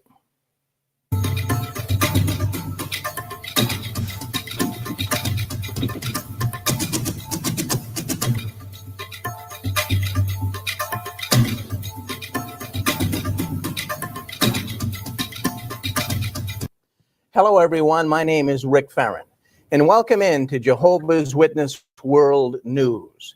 Now, many know of the Jehovah's Witnesses for the most part. They consider them nicely dressed, well-groomed men, women, and children, ringing your doorbell for the most part on Saturday afternoons or Saturday mornings as well. And they have an apocalyptic message, a message of doom for mankind. Now they're everywhere today. They've upped the ministry. You'll now see them in train stations. You'll see them in flea markets, airports, and even in front of Walmart and Sam's Club stores. They're very, very aggressive in their ministry, and their goal is to recruit you into the Jehovah's Witness organization, the Watchtower Society. Now, the magazines the Jehovah's Witnesses use in their proselytizing work, you've seen the magazines, I'm sure, the Awake magazine, and of course, the Watchtower magazine. These magazines are published by the Watchtower Society in New York. And for the most part, we've heard that they are perhaps the largest producer of religious publications in the world. Now, Jehovah's Witnesses started, actually the Watchtower Society got started back in the 1800s. And today they claim to have 7. Well, we're going to move forward a little bit here till we get to Mark. I want you to see Mark. Hold on 1 second. And see what this man has to say. My colleague here, Chelsea Danvers, will also be working with me today, and she's familiar with the Jehovah's Witnesses as well. So Mark Paulo, we're so glad that you could be with us today, Mark. Yeah, I'm glad to be here, Rick. Well, we've been trying to put this together for a while, and we've been trying to put this together for a while, Mark, and now we have the opportunity to do so. Mark, for the most part, let's just start with a series of questions. How was it that you were first connected or became involved with the Jehovah's Witness religion? Simply, I was born into it. My father was served at their Bethel headquarters, which is the Watchtower's world headquarters in Brooklyn. He served at Bethel for 13 years. My mother was a coal porter, which is the forerunner of what the witnesses today call a pioneer or a special pioneer. She used to ride around in a sound truck with these enormous speakers on the roof and play Judge Rutherford or Joseph Rutherford's records of his speeches. And like I said, I was born. They were witnesses when I was born, and I was born into it. So you're familiar with him now. Do you have any brothers or sisters, Mark? No, I'm the only child. My father actually was born in 1897. Oh, wow. So he was close to 50 when I was born. Mm-hmm. So, Wow. you know, I was the only child. So how long were you in the organization, Mark? Good 40, 45 years. Well, that's enough time to really get a sampling of who they are, right? Oh, yeah. Well, see, I wasn't just raised as an average witness. Because of my father's connections and all, I mean, we used to. Well, that's Mark Paulo, and the conversation does go on that he believes that this Leo Greenlees actually did molest him at the Watchtower. Now, listen, if you want to listen to more of that interview, go to our YouTube channel. Go to our YouTube channel, which is 6 Screens of the Watchtower, and punch in Mark Paulo interview, and it will come up. So we'll stop sharing it there for time limits here, but that is Mark, and we're so glad that we could have interviewed him years ago. And he did talk about being raped at Bethel. And the reason why I bring that up is we're having so many new people coming in. And I want the new people to see that this organization is more evil than you would think. And I believe Mark entirely. Some people didn't believe Mark. But, the strangest thing about this is that in late 1984, Greenlees was allegedly convicted by the rest of the governing body of molesting a 10-year-old boy. Now, that 10-year-old boy was not Mark, but Mark claims that he also was molested by Leo Greenlees. So that was in 1984. And the information I have here is the boy's parents had complained to the society, and they took action. And, what's strange here is after Leo Greenlees served in Bethel, he was eventually kind of let go. He was let go, and he actually went to the Toronto office of the Watchtower in Canada. So the strangest thing here is there was another person that came forward and said the same thing as Mark was saying. And so what really fascinated me and what really got me to want to put this up today was an article that was in the Watchtower. Now, some of you folks might remember this article. Greenlees, he died in the 80s. And what we see here is 1986, after Greenlees died, there was some mention. He may not have died at this point, but it was in the 80s that it was mentioned in the Watchtower, the January 1st, 1986 Watchtower, page 13. Now, some of you folks remember this because, well, I remember reading this in the Watchtower and it really shook me. It rocked my boat, so to speak. But anyways, what they said in that 86 Watchtower, January 1st, page 13, is now this is after the Watchtower was aware of the child molestation that their governing body member Leo Greenlees participated in. They printed this article in 1986. So after Greenlees was expelled from the Watchtower, moved on, the Watchtower made this shocking statement. It says, even some who have been prominent in Jehovah's organization have succumbed to immoral practices, including homosexuality, wife swapping, and child molesting. So why would they do that? Well, why after they removed Greenlees and moved him on, would they even have an article like that?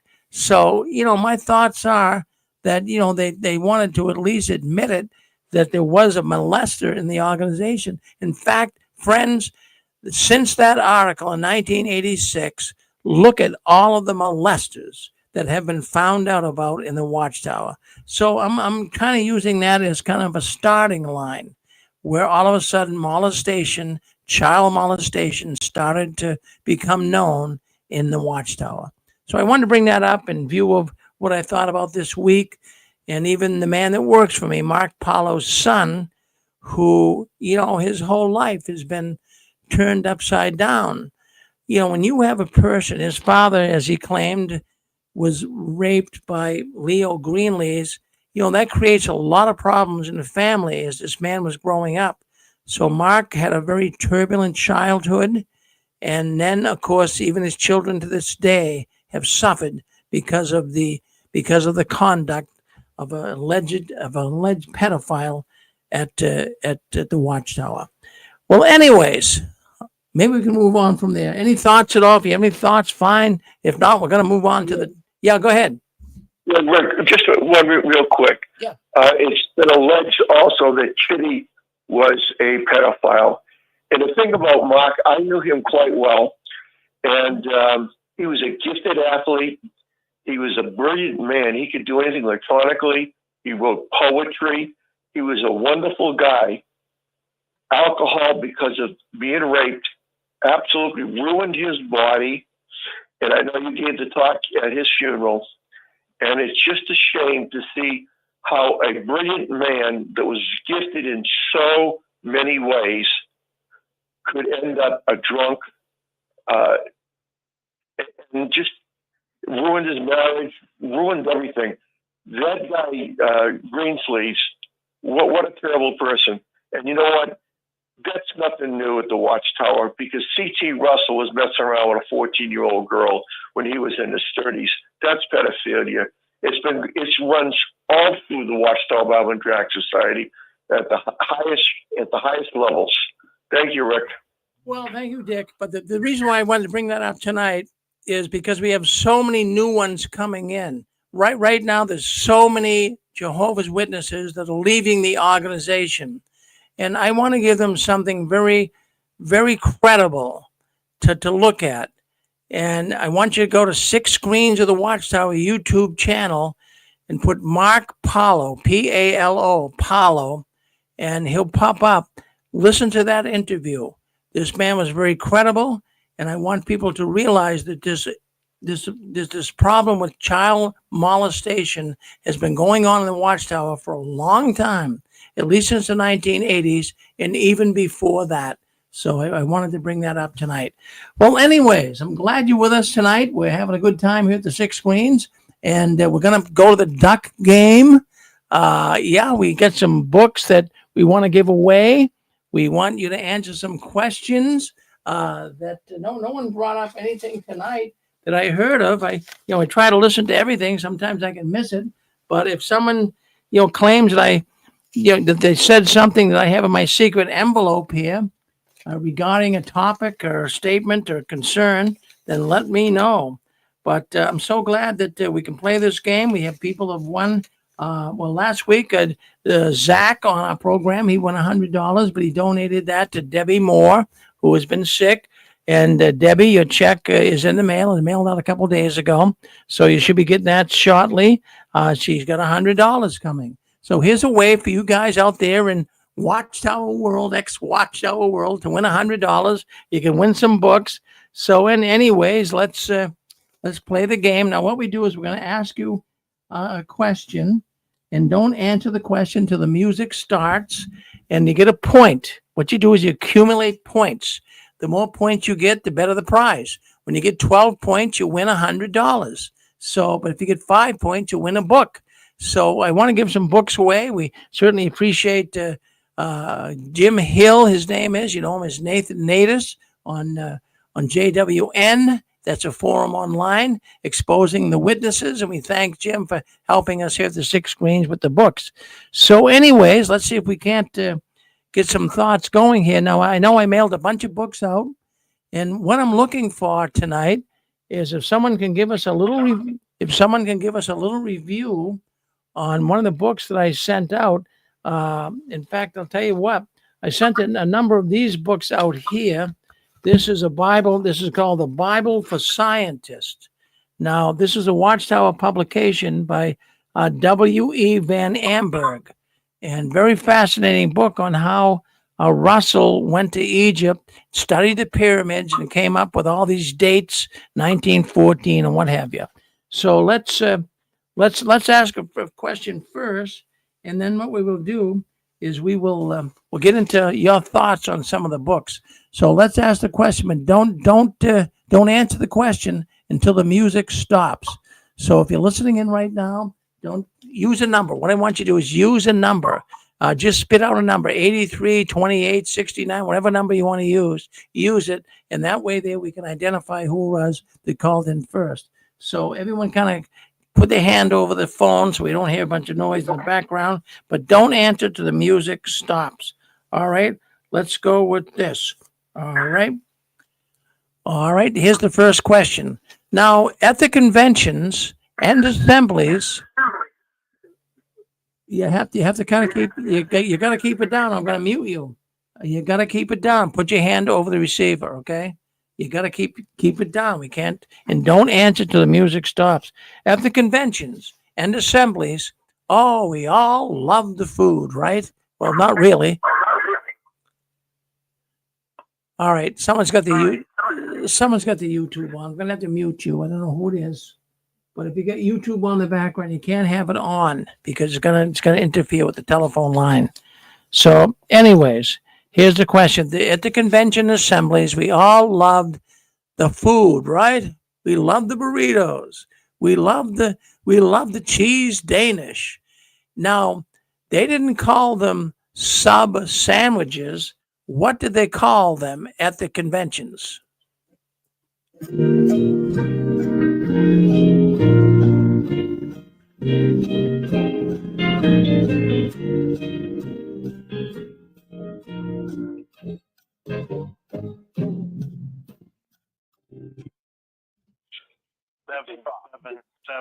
Seven. I heard 70. I heard 75 first. Was there a 75 out there? 7. 55. I said 55, and 7 said 7, and it sounded like. I got to go with the 55. That's what I heard first. And I said 15 last.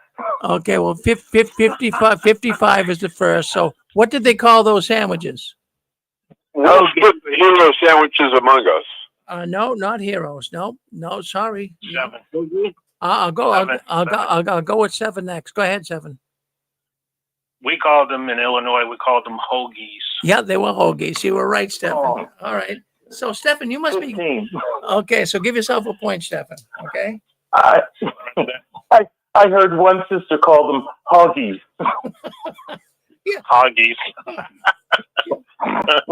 Right. That's funny. All right. Here's the next question, but don't answer it till the music stopped. Wow. I mean, we could tell a Jehovah's Witness a mile away when they walked down the street. Well, the ladies, the sisters, they wore pretty dresses, and the men wore pretty handsome suits. But what were the men carrying that totally identified that you were one of Jehovah's Witnesses? 74 briefcases.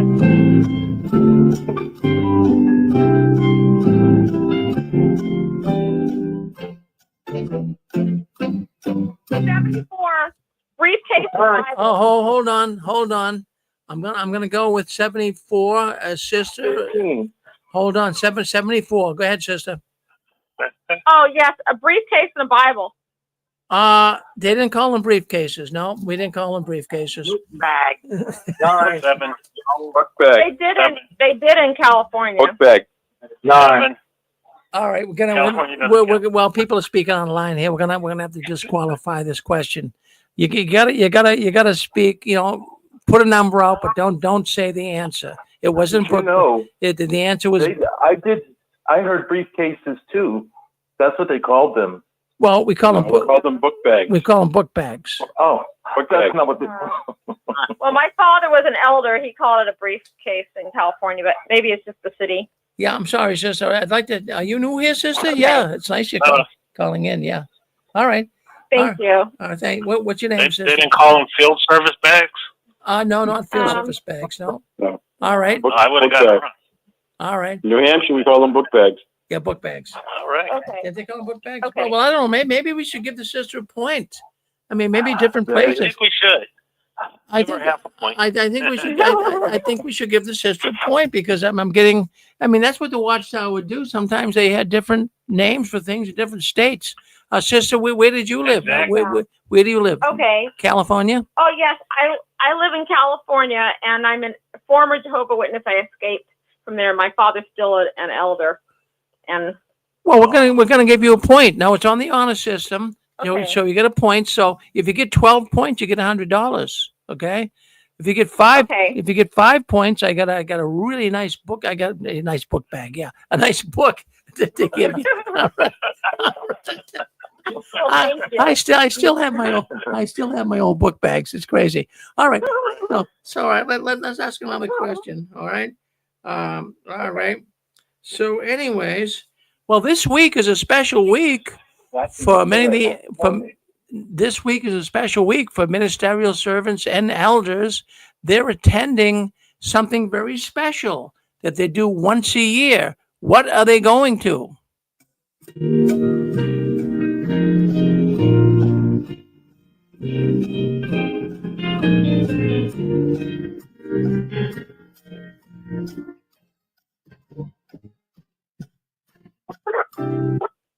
All right. 55. 12. I'm going to go with 50. 12. I'm going 55. I heard first. 55 first. Go ahead, 55. Ministerial Training School. You've got it. 15. You got 15. it. That's not it. It can't be that. What do you mean it can't 15. be that? Well, go ahead. Ministerial Training School is a special school that you have to apply for, and they send you off. You're talking about Kingdom Ministry School. Okay, so that's the yearly school, right? Yeah, that's the one for elders and ministerial servants. Everybody gets sent there. Okay, well, I'm sorry. I stand corrected on that. I'm going to give you a point, Zach. On the case, man. I'm gonna send Zach is too much. I mean, he's too smart. It's too much. We're gonna have to put a we're gonna have to put a muzzle on Zach. Okay, Zach. I didn't hear what she said. We're gonna give Zach a point for. Okay.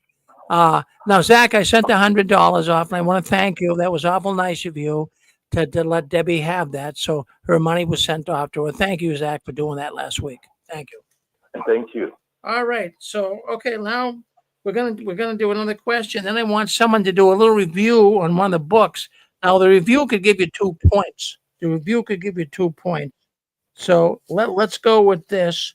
All righty, let's go with this.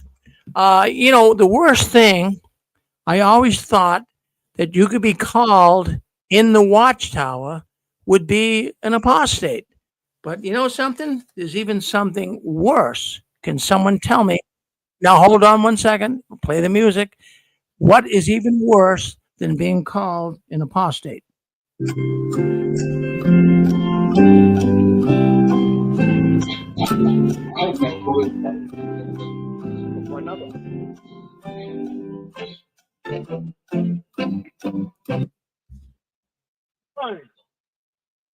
Give me a number. 9. 9? I get the answer. Did I hear 9? Yeah. Go ahead, 9. Yeah, that was me. Go ahead, 9. Well, I thought it was the evil slave. Was that kind of what you were after? Yeah, that is evil slaves. Is that you, Thomas? Yes. Well, Thomas, that you're an intelligent man. I mean, seriously, you do your homework. You really that I didn't think anyone was going to get that. In fact, Thomas, I'll tell you what I'm going to do with you. I'm going to give you 2 points for that. I'm going to give you 2 points. Okay. All right. So put that in your notebook. Stay on the honor system. All right. Now I'm going to give someone. Okay. Why is the evil slave worse than an apostate? I never heard that in my entire life. Well, the reason why I even bring it up is, I don't want to beat this to death. People know that I was an anointed witness and all of that. And, I can remember when I was brought into my judicial committee hearing, I not only was called an apostate, but I was even called something worse. They called me an evil slave. Yeah, because I was an anointed that went bad. That's an evil slave. Here I am. So Yeah. Inactive ones too, I think. Yeah. So that's what I was called. So I'm an evil slave. I'm more than an apostate. I got another stuff. I got another. That is a pretty ugly thing in witness. Yeah, in doctrine. the witness. That's about as bad as it gets. I mean, that's worse than a murderer. Yeah, that's worse than. Well, yeah, all right. That's worse than being called anything, really. I mean, that's worse than a murderer, a pedophile, or anybody. So I'm an evil slave, guys, but do I look like one? I don't think so. All right. So let's do this. Let's Depends on the light. yeah, well, the lighting. I got the lights. I try to put the lights on here. I try to look decent, but what are you gonna do? The cost of freedom. Yeah, it is. Yeah. All right, so let's go with this. Let's. I want to do this. I've sent a number of books out. I'm going to give 2 points. I might even give 3. I would like to get a little book review on one of the books. You can just state it and just kind of state what you know about it. You don't have to go into a whole story, but just kind of give us a theme and what you learned from the book. So let's do that right now.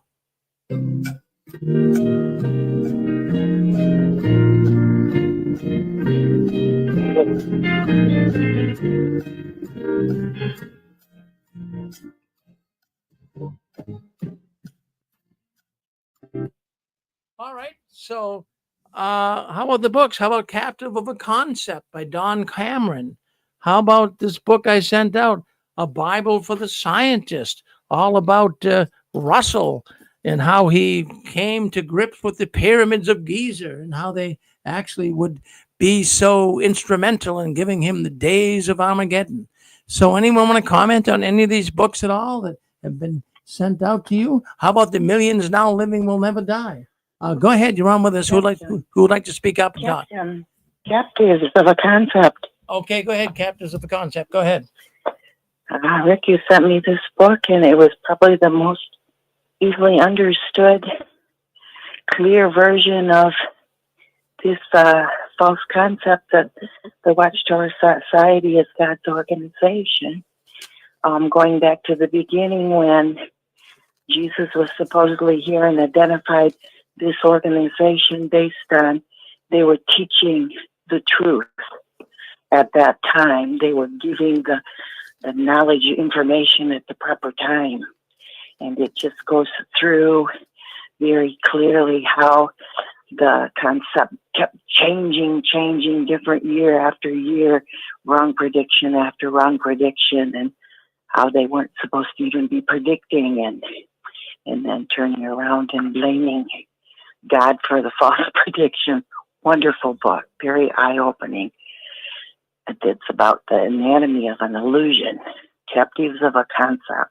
Well, good for you, sister. Good for you. I think. Are you new, sister? Yeah. No, you sent me this book a long time ago. I answered about a family party instead of Christmas. Well, good for you. Well, thank you. Well, thank you for commenting, and I'm going to give you 2 points for that. And I'm going to ask the audience in that book that helped my wife Susan here. That helped her get out of the so-called truth. But I'm going to throw a question out on the table here right now. Don Cameron, he's a wonderful author, wonderful book. But Don Cameron claims that there is a nucleus. There's a nucleus that really holds the Jehovah's Witness Watchtower organization together. I'm going to play the music. When it stops, I'm going to give you a point. Whoever can answer, what is the nucleus that holds the Jehovah's Witness organization together?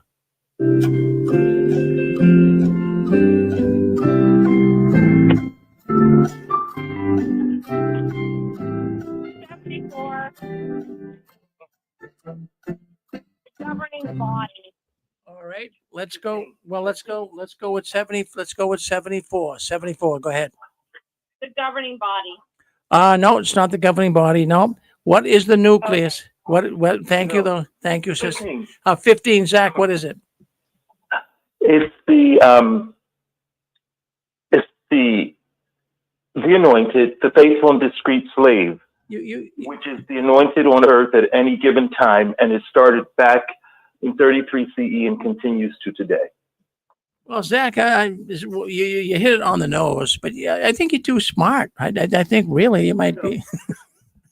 Well, I think you did say it a week ago. Oh, did I? And I didn't pick up that you were giving a hint, but you did cover this a week ago. But when I heard that it was a hint and somebody said the anointed, then I thought about the witness teaching. Yeah, that's the nucleus. That's it. In other words, if you didn't have the anointed or the faithful and discreet slave, where would this organization be? Really, where would it be? That's the nucleus. That's how they put all of this stuff together, and they're the faithful and discreet slave, and God has come to them and give them the information that they have to disseminate, meet in the proper time, all of that crazy stuff. Thank you, Zach. Thank you very much. You're welcome. All right. So anyways, well, let's do one more, then we move on to Eric here. Let's move on. We get one more question here. Let me kind of dig one up here. All right. Right here. Let's go with this. Okay. Well, when we used to meet at the Kingdom Hall for field service, we were divided up into different groups to go out in service. What did they call those groups?